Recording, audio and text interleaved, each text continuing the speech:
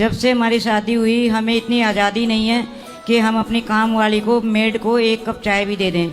अच्छा, तो कौन आजादी नहीं दे रहा है आपको? जिनके साथ में आए हैं शादियों के पति। जी। तो मतलब आपके पति इतने कंजूस हैं कि काम वाली बाई को चाय भी नहीं देते? कंजूस हैं। अच्छा, आपको चाय वाय पीने देते हैं कि नहीं? हम तो पी लेते हैं क्योंकि मेरे भाई से वो डरते हैं। अच्छा, मतलब आपके भाई थोड़ा दबंग टाइप के हैं? दबंग है, वो कहते हैं फिर कि बहन को यदि चाय नहीं दिया तो मारेंगे कंटाप में। लटका के ही मारेंगे फिर। सही है, सही है। ये आदमी कंजूस आदमी से योग्य है। तो बताओ, काम वाली बाई को चाय भी नहीं देता, तो आपको चाय में शक्कर कम डाल के देते हैं कि प्रॉपर होती है? नहीं, वो तो हम अपनी मर्जी से डालते हैं। नहीं, ऐसा कि थोड़ा कम शक्कर डाल। कंजूस तो कंजूस है। अपनी ऐसगिरी उनकी कम नहीं होनी चाहिए। तो वो फिर जब काम वाली को अगर कितने बच्चे हैं आपके? 2 बच्चे हैं। एक बच्चों में भी कंजूसी कर गए, 4 तो होने थे। आए हैं पति? नहीं आए हैं सर। तो आप ले आती मेरी माँ, मैं भी समझा के ठीक करता। आपकी कथा इतनी सुनते हैं लेकिन पूरे ढोंगी हैं, 100% ढोंगी। कैसा ढोंग करते हैं? वो ये ढोंग करते हैं कि जैसे आप कुछ अच्छी बात बता रहे हैं, वो बात नहीं दोहराएंगे। हाँ। जैसे आपने कह दिया लेडीज को जेंट्स की, अपने हस्बैंड की वो करनी चाहिए, पति के पांव दबाना चाहिए, पति के। हाँ, वो सब चीजें उनको बहुत अच्छी लग जाती हैं। तो वो बोलते हैं कि देख पांव दबा। हाँ। तो आपके पति से आपको बहुत शिकायतें हैं? बहुत शिकायतें हैं महाराज जी, बहुत बेकार आदमी मिला है। तो मैया आपने शादी के पहले नहीं देखा था? नहीं देखा था, 44 ईयर निकाला अपने माँ बाप की इज्जत की वजह से। तो अब 40-44 साल हो गए, अब क्या विचार है? अब छोड़ देने का विचार है उनको। अरे मैया, हाथ ही निकल गया, अब पूछ बची है। बुढ़ापे में छोड़ोगी 44 साल में? इतने बड़े आश्रम में आप सेवा लगा रहे हैं, मेरे को रख ले, खर्चा पूरा वो देगा आपने। नहीं मैया, आपको यहाँ रहना है। हाँ। तो मैया हम आपसे पैसे थोड़ी लेंगे, पैसे नहीं सर, नहीं, हम दान के लिए। नहीं, वो अलग विषय है, पर हम आपको, पर आपका तो बेटा भी है, पति है, आपको वृद्धाश्रम में रहने की क्या जरूरत है? पति का तो नाम ही मत लीजिए, पति का नहीं नाम लीजिए। क्यों? पति की वजह से ही तो आ रहे हैं। पति का नाम क्या है? गोपाल अग्रवाल। नाम आप खुद ले रही हो, कह रही हो आप नाम मत लीजिए। क्या करे, नाम को देख के शादी हुई थी। अच्छा, क्या नाम था पति का? श्री गोपाल अग्रवाल है। तो अच्छी नहीं है पति? बिल्कुल भी नहीं है, उल्टा है। एक काम करो मैया, वो राक्षस है। अभी कितने साल के हैं पति? 69 ईयर के हो गए हैं। तब तो बुढ़ापा आ गया, कुछ समय बाद तय हो ही जाएंगे। तय नहीं होने, वो तगड़े हैं 150 किलो के। तो 150 किलो का आदमी मरता नहीं है क्या? मरेगा टाइम आने पे? नहीं सर, वो को खाते पीते वो 4 समोसे एक बार में खा जाते हैं। और ये मानिए कि उनको एक डकार भी खट्टी नहीं आती है। और हम लोग आधा नहीं खा पाते, तबीयत खराब हो जाती है। तो मैया, ये आपकी समस्या है, वो स्वस्थ हैं, इसका मतलब आपको तो प्रार्थना करनी चाहिए, खुश रहें। तो वो कहाँ मरने वाले हैं फिर? स्वस्थ हैं तो वो कहाँ मरेंगे? पति को आने तो बात करेंगे। वो नहीं आएंगे सर, वो नहीं आएंगे। राधे गुरुजी। जी गुरुजी, मेरा एक सवाल है कि मेरा दम नहीं सुन रहा। बोलो। गुरुजी, अगर कोई इंसान पत्थर जैसा हो जाए और उसको फिर बाद में होश आ जाए, तो ये क्या कुछ बीमारी है कि क्या है? अब कुछ लोग कोमा में चले जाते हैं सर, सॉरी, कोमा में जाके वापस आ जाते हैं, तो ये बीमारी है, किसी को हो सकती है, इसमें क्या? गुरुजी, मेरे साथ ऐसा हुआ है। एक रात मुझे 4 से 5 घंटे तक ऐसा लगा कि मतलब मैं बहुत रोई। और फिर बाद में मैं रोते रोते सो गई। फिर मुझे सुबह पता चला कि मैं पूरी पत्थर की हो गई थी, ना तो भैया से उठ रही थी, ना ही पापा से उठ रही थी, हाथ पैर भी ऐसे पूरे कड़क हो गए थे। फिर मुझे अगले दिन पता चला। सही। तो ये बीमारी है कि क्या है सर? डॉक्टर को दिखा लेना, बीमारी हो सकती है, पर ये पता नहीं क्यों ऐसा हुआ, डॉक्टर को दिखा और मुझे ऐसा लगा कि मैं सपना देख रही हूँ। हो सकता है कोई सपना रहा हो, कोई बीमारी भी हो सकती है, डॉक्टर को दिखा लेने में कोई बुराई बस मैं नहीं। यही जानना थी गुरुजी। दिखा लेना, खुश रहो। राधे राधे राधे गुरुजी। जी, मैं झारखंड पलामू से मैं आया हूँ। मेरा नाम गुड्डू यादव हुआ। सर, मैं पैसा बहुत अच्छा कमाता हूँ। गांव में कुछ अगर फंक्शन होता है तो उसमें मैं चढ़ बढ़ के भाग लेता हूँ। भाग लेता हूँ मैं, अच्छा कुछ में कुछ पैसा मैं खर्चा देता हूँ, कुछ सामान ला के देता हूँ। तो गांव वाला बोलता है कि तू अच्छा नहीं कर रहा है, पैसा वेस्ट कर रहा है, पैसा बचा के रखो। अब मैं अगर 1 रुपया अगर खर्चा करता हूँ भगवान के पीछे, तो मेरा 10 रुपया का फायदा होता है। बिल्कुल। वो मैं जानता हूँ। मगर बोलता है कि नहीं से तू गलत जगह पे खर्चा कर रहा है, ऐसा नहीं करो, पैसा बचा के रखो। फिर दूसरा प्रश्न है गुरुजी, मैं उनको बात नहीं सुनता हूँ, मैं अपना जो है वो लगा रहता हूँ। आप अच्छा काम करते रहिए, बस लोगों का काम कहना है, कहने दीजिए। गुरुजी, मेरा शादी होले 10 साल हो गया। मेरा एक लड़की 7 साल का है, उसका बाद मेरा बच्चा नहीं है। तो सब लोग ताना मारते हैं कि एक लड़की है, तू इतना पैसा कमा के क्या करेगा, वो सब बेस्ट है। तो मेरा दिल में है कि वो मेरा मतलब लोगों का काम केवल पैसा बेटे के लिए कमा रहे हैं। उनसे पूछना कि तुम केवल बेटे के लिए कमा रहे हो। जी मैं तो अरे, गौरी गोपाल आश्रम में 322 वृद्ध माएं रहती हैं, 30,000 लोग भोजन करते हैं। पैसा केवल अपने लिए नहीं बेटा, परोपकार समाज की सेवा के लिए भी कमाया जाता है। जी गुरुजी, समाज के लिए भी। अब गौरी गोपाल गुरुकुल में 175 बच्चे पढ़ रहे हैं निःशुल्क, अगर मैं पढ़ा लिखा के उनको योग्य बना रहे हैं, तो पैसा समाज के लिए भी तो कमा सकते हैं। गुरुजी बेटी अगर है, मेरा बेटा अगर नहीं होगा, अगर मैं बेटी के अगर पढ़ा लिखा के अगर विद्वान बना देगा, तो क्या मेरा बुढ़ारी में वो मेरे को देखेंगे कि नहीं? क्यों नहीं देखेंगे। और आप ऐसे मत सोचो कि आपकी बेटी के भरोसे आप रहो। आप कमाओ पैसे, आप खूब कमा के 2, 4, 10 बच्चों को पढ़ाओ, स्कूल बनवा सकते हो तो स्कूल बनाओ, और वो सारे बच्चे अपने हैं इस भाव से सेवा करो। हाँ। और दूसरा एक प्रश्न ही गुरुजी, बेटी, आजकल लोग क्या करते हैं, हाँ। एक बेटी एक बेटा या 2 बेटी 2 बेटों से बंध जाते हैं। सारी जिंदगी कमाएंगे तो उन 2, 4 बच्चों के लिए। ये दास अनिरुद्ध देखो 175 बच्चों के लिए कमा रहा है और उनको पढ़ा रहे हैं हम निःशुल्क। उनका रहना खाना पढ़ना लिखना सब फ्री। तो बताओ हम 2, 4 से तो नहीं बंधे ना। जी गुरुजी, सबके लिए सर्वे भवन्तु सुखिनः। सनातन का दृष्टिकोण यही है, हम सबके काम आए, सबको सुखी रखें। जी गुरुजी ठीक है। और दूसरा प्रश्न है कि मैं अपना माता पिता के लिए मैं बहुत कुछ करना चाहता हूँ। मेरा पर लोग चिड़चिड़ापन रहता है, गांव के लोग सिखाता है कि तुम्हारा बेटा पैसा कमा रहा है, वेस्ट कर रहा है। मेरा माता पिता के लिए और मेरा वाइफ भी पूरा चिड़चिड़ाती है कि मेरा एक लड़की है लड़का नहीं है, तो पैसा गलत जगह वेस्ट करता है, मेरे को ले चलो। मैं तो उनका कहाँ पत्नी क्या चाहती है, पत्नी कहाँ पैसा खर्च करना चाहती है? वो बोलता है कि मेरा को लड़का करने के लिए किधर पैसा खर्च करो। तो पैसे से लड़के मिल जाते हैं, तो पैसे से ले आओ लड़का उनके लिए। तो मैं बोलता हूँ कि वो ऊपर वाला को देना होगा तो मिल जाएगा। यदि पत्नी पैसे से बोल रही है तो पैसे से जहां मिलते हो पैसे से ले आओ ना। ठीक है, उनको मैं आप बोलेगा। पत्नी को पैसे दे देना कि ले आज बेटा जहां। तो पैसे से लड़के मिल जाते हैं, तो पैसे से ले आओ लड़का उनके लिए। तो मैं बोलता हूँ कि वो ऊपर वाला को देना होगा तो मिल जाएगा। यदि पत्नी पैसे से बोल रही है तो पैसे से जहां मिलते हो पैसे से ले आओ ना। ठीक है, उनको मैं आप बोलेगा। पत्नी को पैसे दे देना जी। कि ले आज बेटा जहां तेरे को मिल जाए पैसे से। जी गुरुजी। तो आपके यहाँ पैसे से मिल जाते हैं बच्चे? जी नहीं गुरुजी, ऐसा तो नहीं होता है। पत्नी कहाँ है? वो घर पे है। लाते तो समझा देते। वो बहुत मेरे पे चिड़चिड़ापन करती है। पैसा मांगती है? पैसा नहीं मांगती, वो बोलती है बस कि वो अगल बगल के लोग ताना मेरे को मार रहा है। काय का? वो कि लड़का नहीं है, तो कुछ तो बोलता लड़का नहीं है तो आप लोग डॉक्टर को चेकअप कराओगे, सब ठीक है? सब ठीक है सर। तो उसको रिपोर्ट नॉर्मल है तो होगा, भगवान कृपा। एक बेटी हुई तो बेटा भी हो जाएगा। मैं 3-4 लाख रुपया लगाया, तो विरोध में दूसरी बार गर्भाधान नहीं हुआ? जी नहीं, कभी भी नहीं। क्यों, क्या बोले डॉक्टर? वो बोले कि कोई दिक्कत नहीं है। तो फिर होगा। अब बेटी हो गई है तो बेटा भी हो ही जाएगा। जी जी, मैं तो खुश हूँ कि अगर नहीं भी होगा। बेटी भी तो बेटे बराबर है, कोई जी, दिक्कत नहीं है। बेटी को पढ़ा लिखा के योग्य बनाओ, बेटा हो जाएगा। भगवान करे आपके 10 बच्चे हों, खुश? ठीक। भगवान करे खूब 10 बच्चे हों, बेटे ही बेटा, खुश? गलत तरीके से छू दिया, गलत तरीके से टच कर दिया। अब ये बताओ, जिस लड़के ने आपको गलत तरीके से टच किया, वो लड़का भी तो किसी भाई का बहन होगा, किसी माँ का बेटा होगा। काश उसके माँ बाप ने उसे सम्मान करना सिखाया होता तो वो ऐसी हरकत ना करता। इसका मतलब है कि आजकल के माँ बाप इतने लापरवाह हो गए हैं कि बच्चे पैदा तो कर रहे हैं भेड़ों की तरह, पर संस्कार नहीं दे रहे हैं। संस्कारहीन समाज किसी के लिए सही नहीं है। संस्कार नहीं दोगे तो नुकसान होगा। अभी आज की एक खबर है कि एक महिला ने अपने पति को सांप से डसवा दिया। सोचो, पति को नींद की गोली खिलाई और सांप लाके उसे सांप से डसवा दिया, मार डाला, और अपने होने वाले मतलब बॉयफ्रेंड के चक्कर में, किसी के पुरुष के चक्कर में अपने पति को मार डाला। छोटे छोटे बच्चों को छोड़कर उस आदमी के संग भागना था। अब बताओ ये किसकी कमी है? संस्कारों की। संस्कार में कौन सा संस्कार कम है? चरित्र का, कैरेक्टर का। यदि कैरेक्टर सही होता तो अपने पति को कोई सांप से डसवाता? कैरेक्टर सही होता तो अपने होने वाले पति को कोई पहाड़ से धक्का मारता? कैरेक्टर सही होता तो अपने पति को कोई ड्रम में पैक करता? कुल मिला के कमी कहाँ हो गई? हमने चरित्र बनाने में अब लापरवाही कर दी। इसलिए जब लड़की और लड़का चरित्रहीन होगा तो समाज में ऐसी घटनाएं सदा घटती रहेंगी। इसलिए हर माँ बाप को चाहिए कि वो अपनी बेटी या बेटे दोनों को चरित्रवान बनाए, क्योंकि ये देश राम का है और राम चरित्र की प्रतिमूर्ति है। राम चरित्र सुनबे को रसिया।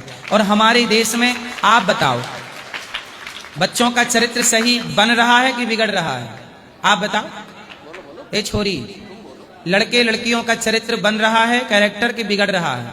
बिगड़ रहा है। आप जानती हो ना बिगड़ रहा है। हाँ, किसकी गलती से बिगड़ रहा है? दोनों की गलतियों से। किसकी? लड़का और लड़की दोनों की गलती होती है। इन दोनों की गलती तो है। क्या इनके माँ बाप की गलती नहीं है? माँ बाप की भी गलती होती है, लेकिन कभी कभार ये भी तो होता है, माँ बाप तो घर में रहते हैं और पिताजी काम करते हैं, तो भाई उनको घर पीठ पे पीछे रहने थोड़ी से ना- नहीं बेटा, घर पर रहते हुए थोड़ा सा समय बच्चों को मोटिवेट करो ना, कि उनको बताओ कि क्या सही है और क्या गलत है। तो बच्चों को बस बता ही तो सकते हैं, और ज्यादा से ज्यादा बच्चे नहीं मान रहे तो कभी मार भी सकते हैं, बट और क्या कर सकते हैं, बच्चे आजकल के मानते ही नहीं सत्संग है। से जोड़ो, कथाओं से जोड़ो, गीता से जोड़ो, रामायण से जोड़ो। जब आप सीता जी के चरित्र को पढ़ेंगी, राम के चरित्र को पढ़ेंगे, राम और भरत के प्रेम को पढ़ेंगे, तब ना आपके अंदर भाई भाई में प्रेम होगा। जब राम और भरत के बारे में पढ़ेंगे नहीं तो आपको भाई से प्रेम क्यों होगा? जब आप सीता जैसे चरित्र को, राम जैसे चरित्र को पढ़ेंगे नहीं तो आपका चरित्र मजबूत कैसे होगा? जब आप श्रवण कुमार को पढ़ेंगे नहीं तो माँ बाप की सेवा का भाव कैसे होगा? जब हरिश्चंद्र को पढ़ेंगे नहीं तो सत्य बोलने की प्रेरणा कहाँ से मिलेगी? राधे राधे गुरुजी। जी, मेरा ये सवाल है, क्या भागवत गीता 2 है क्या? भागवत अलग है जिसमें 18,000 श्लोक हैं, भगवत गीता अलग है जिसमें 700 श्लोक हैं। भगवत गीता को भगवान कृष्ण ने अर्जुन को सुनाया है, जबकि भागवत में भगवान श्री कृष्ण का संपूर्ण चरित्र है, जिसे वेद व्यास जी ने लिखा है और सुखदेव जी ने परीक्षित जी को सुनाया है। और मैं कौशाम्बी जिला से आई हूँ। मैंने यहाँ आकर ये देखा है यमुना नदी के किनारे कि मेरे वहाँ कड़े धाम है, वहाँ का घाट बहुत सुंदर बना है। सरकार ने औरतों और लड़कियों को कपड़ा चेंज करने का बनवाया है, लेकिन आपके यहाँ ऐसा कोई सुविधा नहीं है।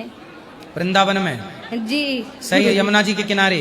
हमारे यहाँ गंगा नदी बहती है, वहाँ सरकार ने लड़कियों और औरतों को कपड़ा चेंज करने का बनवाया है, लेकिन आपके यहाँ नहीं बना है। कहाँ? यमुना जी में? जी, गौरी गोपाल की बात कर रही हो कि यमुना जी? यमुना जी की। तो यमुना जी में महिलाओं के कपड़े चेंज करने की व्यवस्था नहीं है, ऐसा आप कह रही हो? हाँ, मेरे वहाँ सरकार ने बनवा रखा है गंगा नदी के किनारे। यहाँ यमुना जी में नहीं मिला आपको? नहीं मिला। हाँ, सरकारों को बनवाना चाहिए, ये बात सरकार से कहो आप। अच्छा, मेरे वहाँ की सरकार ने बनवाया है। तो आपके यहाँ की सरकार कौन सी है?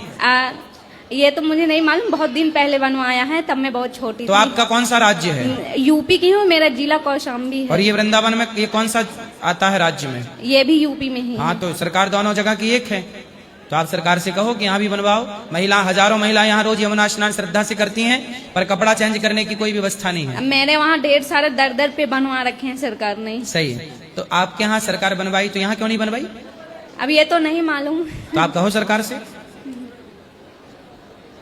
और कुछ नहीं। ये बात बिल्कुल सही है कि महिलाओं के कपड़े चेंज करने के लिए व्यवस्थाएं होनी चाहिए। बोलो।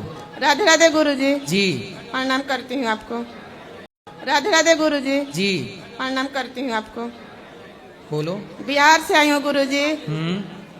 हमको नहीं पता था कि हम गौरी गोपाल में आ सकते थे, लेकिन मेरे देवर देवरानी लिए। अच्छे हैं आपके देवर देवरानी? नहीं गुरुजी, मेरे पति बहुत मेहनत करते हैं, लेकिन अपने लिए कुछ नहीं करते हैं। किसके लिए करते हैं? किसके लिए करते हैं फिर पति? बोलो। पूरे परिवार के लिए गुरुजी करते हैं, सही है, लेकिन गुरुजी अपने लिए कपड़ा भी नहीं खरीद कर पहनते हैं। पहनना चाहिए, जिसके लिए आप कर रहे हैं पूरे परिवार के लिए अच्छा है, करिए, पर कल आपको जरूरत पड़ेगी तो वही परिवार आपके साथ खड़ा ना होगा।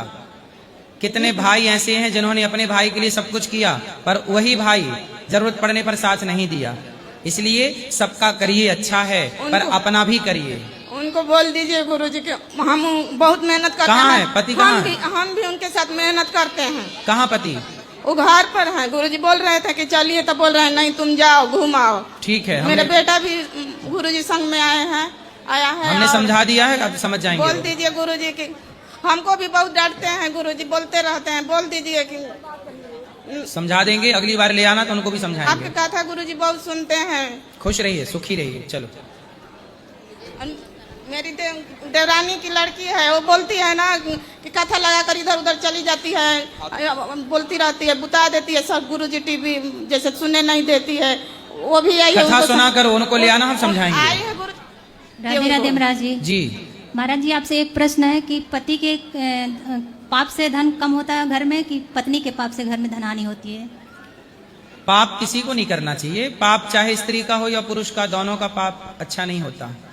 नहीं, जैसे महाराज जी किसी को तो बता दीजिए है कि पति के पाप से धन कम होता है घर में, कि पत्नी के पाप से घर में धन हानि होती है? पाप किसी को नहीं करना चाहिए। पाप चाहे स्त्री का हो या पुरुष का, दोनों का पाप अच्छा नहीं होता। नहीं, जैसे महाराज जी किसी को तो बता दीजिए। जैसे तो आपके घर में कौन पापी है? नहीं, जैसे अगर हम अपने पति के ऊपर शंका करते हैं तो क्या ये भी पाप है? भाई पति गलत है, पहले ये बताओ, गलत नहीं, है? नहीं, मेरे निगाहों में तो जैसे शंका रहती, दिमाग में शंका रहती। शंका रहती है, पर ये बताओ पति गलत है तब तो शंका रहती होगी। यदि गलत है तब तो गलत को गलत कह दो, पर गलत नहीं है और शंका करेंगे तब आप गलत हैं। तो क्या पाप लगेगा महाराज जी? हाँ हाँ, क्या पाप लगेगा हमें? भाई क्यों मना कर दो ना, मना कर दो। अब नहीं बोल देना कि मैं शंका नहीं करूंगी, मत करो शंका, ठीक है? आप पढ़ने लिखने के नाम पे समाज को जहर परोसेंगे, इसमें हमारी क्या गलती है? हमारे सनातन की क्या गलती है? हमारे वेदों की क्या गलती? तुमने ही फैक्ट नहीं जाना। अब किसी एक राइटर आया, अब एक राइटर आए, वो कुछ भी लिख दे, वो कह दे कि देखो, अरे भाई राइटर कोई भी पुस्तक कुछ भी लिख सकता है, उसकी पुस्तक मान्य थोड़ी होगी। जी। आप लिख दीजिए कुछ भी, आप लिख दीजिए, तो क्या आपकी लिखी सारी बातें मान्य हो जाएंगी? हमारे देश में गद्दार नहीं थे क्या? तो गद्दारों ने कोई बात लिख दी तो वो जानते थे। अंग्रेजों के चाटू का, अंग्रेजों का नारा क्या था? फूट डालो, शासन करो। तो जो अंग्रेजों की रोटी खाते थे वो सनातन में गलत चीजें लिख के चले गए। अब ये बताओ, प्रयागराज का नाम क्या वर्तमान में है? इलाहाबाद। अब बताओ, अल्लाहाबाद नाम रखा, असली नाम है अल्लाहाबाद। जी। क्या नाम रखा था मुगलों ने? अल्लाहाबाद। अल्लाहाबाद, उसे हम लोग इलाहाबाद कहते हैं। अब ये बताइए, सनातनियों का सबसे बड़ा तीर्थ है जी। प्रयागराज। जी। प्रयागराज का नाम बदल दिया कि नहीं? जी। और नाम बदल के हम लोगों, हमारी जनरेशन के लोग क्या मानते हैं? इलाहाबाद है, इलाहाबाद है। जबकि इलाहाबाद पढ़ाया गया, पर वो गलत पढ़ाया गया। जी। वो था क्या? प्रयागराज। पढ़ाया क्या गया? इलाहाबाद। बैंक भी इलाहाबाद के नाम से बैंक खुली, इलाहाबाद बैंक आज भी है, मर्ज हो गई, अब है प्रयागराज, पढ़ाया इलाहाबाद गया। ऐसे ही छाती का कर देने का कोई था नहीं सिस्टम सनातन में। गलत एजेंडा के तहत अंग्रेजों मुगलों की मिली भगत से ये पढ़ाया गया, ये सिखाया गया, ताकि सनातन लड़ता रहे। और बड़े बड़े टीचर फैक्ट जाने बिना पढ़ा रहे हैं, इसमें हमारी क्या गलती है? जी महाराज, वही चीज तो है, मतलब वही चीज लोग पढ़ रहे हैं और मतलब लोग ये आप जैसे स्टूडेंटों को समझना चाहिए, और जो पढ़ा रहे हैं क्रॉस क्वेश्चन करना चाहिए कि सर ये कहां से लाए हो पढ़ाते समय, क्यों आपस में लड़ा रहे हो? और किसी आज भी तो कोई महिला के कपड़े उतार देता है। जी। द्रौपदी के कपड़े नहीं उतारे गए, जी। तो क्या हम पूरे समाज को बदनाम कर दें कि उस जमाने? अब क्या कहो कि द्वापर में कपड़े उतारे जाते थे। भाई उतारे गए, एक के उतारे गए और एक ने उतारा। जी। इसमें पूरा समाज को आप डिक्लेयर नहीं कर सकते कि पूरी समाज दोषी है।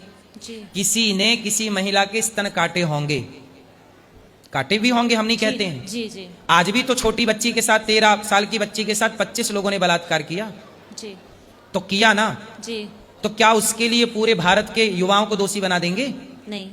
भाई जिन्होंने अपराध किया वो दोषी है, तो जिन्होंने स्तन काटे वो दोषी हैं। आप ये नहीं कह सकते कि पूरा ब्राह्मण क्षत्रिय समाज दोषी है। नहीं, शूद्रों पर अत्याचार होता था, जो करते थे वो दोषी हैं, सब दोषी नहीं हैं। वो दोषी होंगे जिन्होंने किया। भाई हम तो देखो गौरी गोपाल में किसी से भेद नहीं करते, हम कैसे दोषी हो गए? किसी की गलती का कोई दोषी कैसे हो सकता है? हाँ महाराज जी, मैं वही कह रही हूँ, मतलब जैसे अभी कुछ दिन पहले जो ये जंतर मंतर पे प्रोटेस्ट चल रहा था, तो मतलब मैं उसके मतलब साथ में थी, क्योंकि मैं एक स्टूडेंट हूँ। बट मतलब क्योंकि कुछ सारे ऐसे नारे लगाए गए थे, लेकिन कुछ चीज़ें गलत फैलाई गई थी, ये चीज़ मैं मानती हूँ। लेकिन कुछ चीज़ें ऐसी थी जो मतलब फैक्ट पे बात की गई थी, तो मैं उस फैक्ट पे मतलब चल रही थी। लेकिन मतलब जब मैं स्टेटस डाली तो मतलब सब लोग मतलब खिलाफ बोलने लगे, यार तुम तो मतलब ब्राह्मण हो, तुम ऐसे कैसे बोल सकती हो, तुम ब्राह्मण हो, तुम प्रोटेस्ट में साथ कैसे दे सकती हो? तो मतलब महाराज मुझे समझ में नहीं आया कि अगर मैं ब्राह्मण हूँ तो क्या गलत चीज़ को तो मैं मतलब वो कर नहीं सकती? जो सत्य है तो हम तो उसी के मार्ग पे चलेंगे ना। हाँ, सत्य के मार्ग पर चलना है, पर सनातन की हम लोग आजकल आप जैसे स्टूडेंटों के साथ क्या हुआ, गलती आपकी नहीं है। जिन्होंने आप लोगों को पढ़ाया है उन लोगों ने आपके दिमाग में जहर भर दिया है सनातन के लिए। बस आपकी कोई गलती नहीं है। मैंने बताया ना कि दूध में जहर मिला के दे दिया, जी महाराज। ऐसे ही है। वो छाती कटी वाली बात पूरी गलत है और जी। सारे बड़े बड़े टीचर पढ़ाते हैं। मैं किसका नाम लूं? जी महाराज। क्यों पढ़ाते हो उन, जबकि उन मूर्खों को पता है कि ये मैं गलत पढ़ा रहा हूं, क्योंकि युवाओं को भटकाना है, युवाओं को बरगलाना है। जी महाराज। आज तक ये नहीं पढ़ाया उन्होंने कि इस देश में आद्य शंकराचार्य जी ने परकाया प्रवेश की थी। ये भारत की टेक्नोलॉजी है, ये विद्या थी, परकाया प्रवेश विद्या थी। आज तक कोई विज्ञान कर पाया हो तो बताइए। जी। फैक्ट पे बात नहीं करेंगे। भारत का विज्ञान क्या था इस पे कोई नहीं पढ़ाता कि पुष्पक विमान भी पहले भारत में थे, कामक विमान भी पहले भारत में थे। इनके बारे में बात नहीं करेंगे। केवल सनातन को भड़काना, बरगलाना, जैन जी के दिमाग में सनातन के प्रति जहर घोलना, जातियों के प्रति जहर घोलना। अरे जातियां लड़ने के लिए नहीं बनी थी, प्यार मोहब्बत से रहने के लिए बनी थी। जी भाई। ब्राह्मणों ने कब जातवाद फैलाया? जब ब्राह्मण किसी बेटी का ब्याह कराने जाता है ना, तो उस बेटी के विवाह में सारे समाज के लोगों का योगदान होता है। वहां पे लोहार भी होगा, कुम्हार भी होगा, धोबी भी होगा, और सबका योगदान, सबका नैंग होता है। जी। तो ब्राह्मणों ने यदि फैलाया होता तो बेटी के विवाह में अकेले बैठ के सब ले लिया होता।